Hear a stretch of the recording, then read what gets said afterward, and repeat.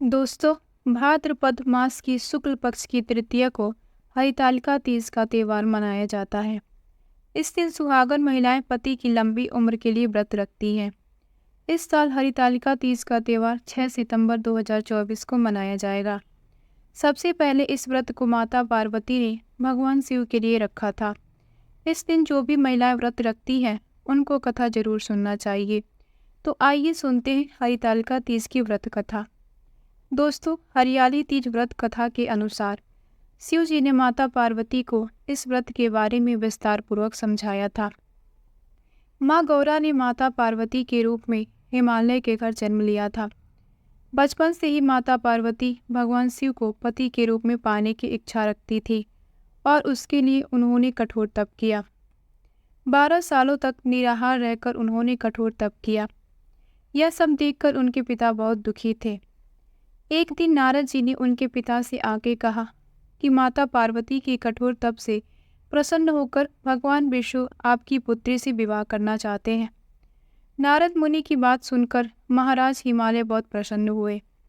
उधर भगवान विष्णु के सामने जाकर नारद मुनि बोले, महाराज, हिमालय अपनी पुत्री पार्वती का विवाह आपसे करवाना चाहते हैं।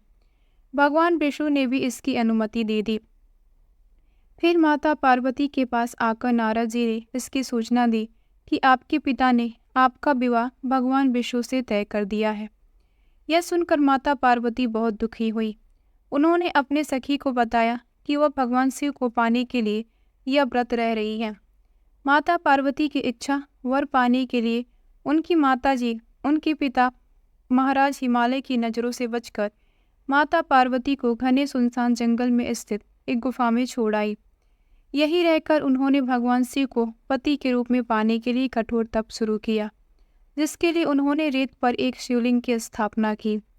संयोग से हस्त नक्षत्र में भाद्रपद शुक्ल तृतीया का पहला दिन था जब माता पार्वती ने शिवलिंग की स्थापना की थी। इस दिन निर्जला उपवास रखते हुए उन्होंने रात्रि में जागरण भी किया था।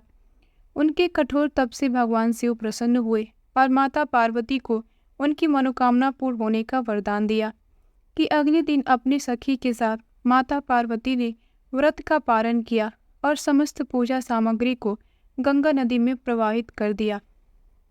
उधर माता पार्वती के पिता भगवान विष्णु को अपनी बेटी से विवाह करने का वचन दिए जाने के बाद पुत्री के घर छोड़ देने से व्याकुल थे। वह माता पार्वती को ढूंढते हुए उस स्थान तक जा पहुँचे जहाँ माता पार्वती थी। इसके बाद माता पार्वती ने उन्हें अपना घर छोड़ देने का कारण बताया और भगवान शिव से विवाह करने का अपना संकल्प और भगवान शिव द्वारा मिले वरदान के बारे में भी बताया। इसके बाद माता पार्वती के पिता हिमालय ने भगवान विष्णु से माफ़ी मांगी और वे भगवान शिव के साथ माता पार्वती के विवाह के लिए राजी हो गए। कुछ समय बाद उन्होंने माता पार्वती का विवाह भगवान शिव के साथ पूरे विधि विधान पूर्वक करवा दिया। मान्यता है कि इस दिन महिलाएं विधि विधान पूर्वक और पूर्ण निष्ठा से इस व्रत को करती हैं, वे मनचाहे वर को प्राप्त करती हैं। साथ ही यह पर्व दाम्पत्य जीवन में सुखी बरकरार रखने के उद्देश्य से भी मनाया जाता है। दोस्तों, ऐसी और कहानियों के लिए हमारे चैनल को सब्सक्राइब करें।